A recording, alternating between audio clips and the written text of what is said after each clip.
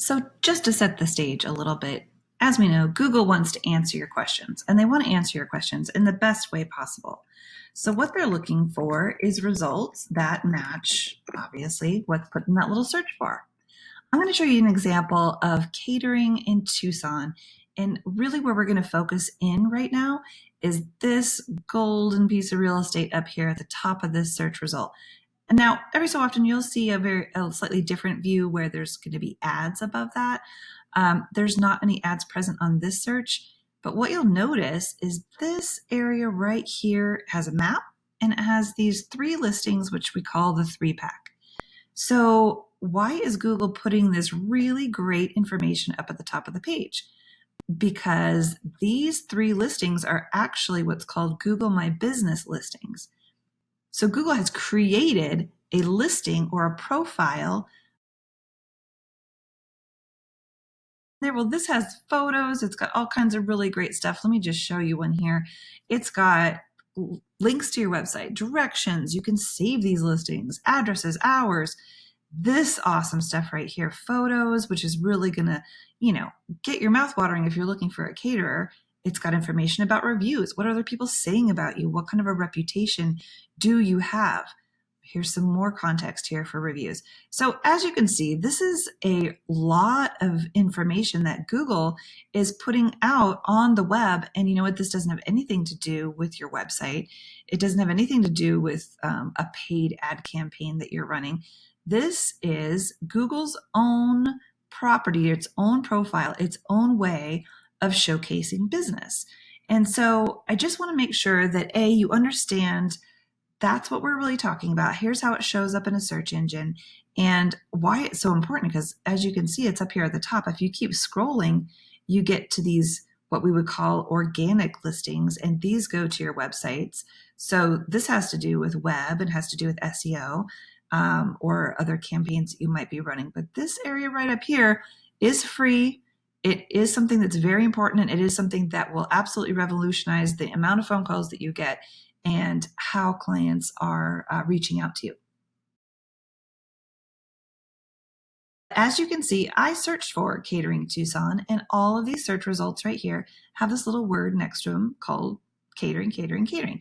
So that means that each of these businesses has selected catering as their primary category. Now, this is key. You're going to need to make a decision about what your primary category for your Google My Business property is going to be.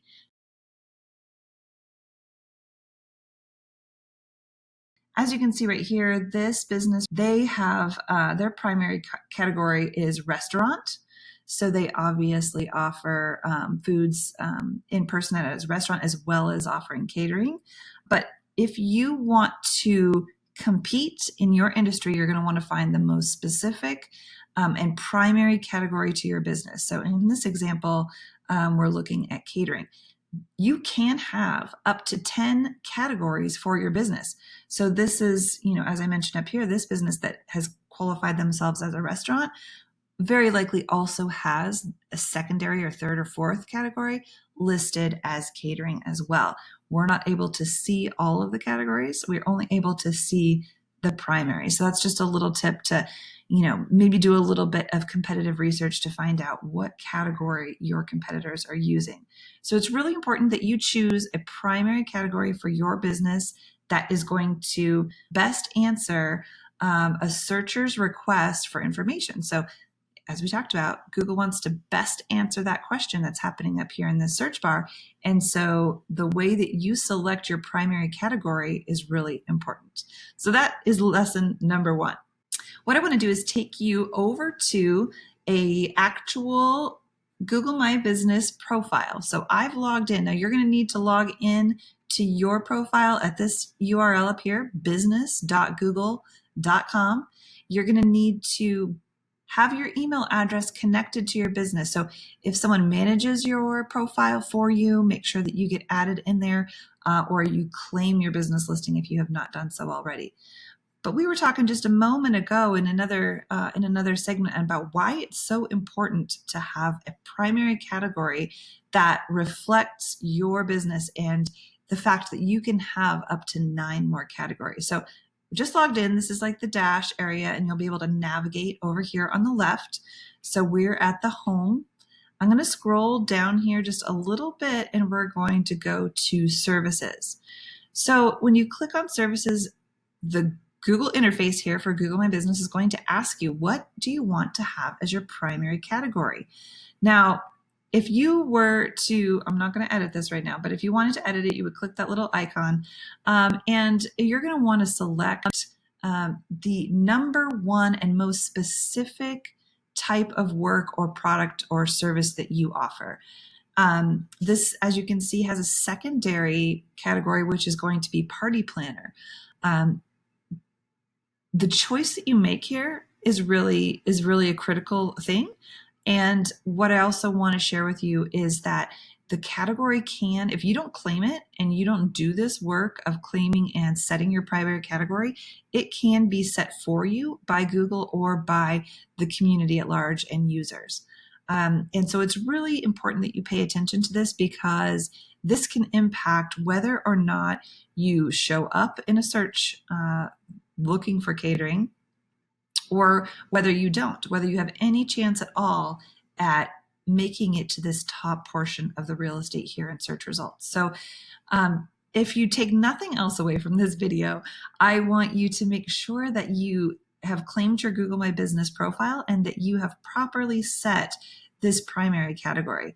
Now, if you don't have a ton of other things that you do, let's say in this example that it's really catering and party planning, you don't want to go ahead and add any additional categories or sections to your site here for services. You really want to focus in on the real legitimate core of your business, because it waters it down. If I was to add in a paper plate supplier and decorations or something like that to this listing, it actually takes the emphasis and the power of Google's algorithm, which is just another fancy way to say a formula that shows the importance of various things.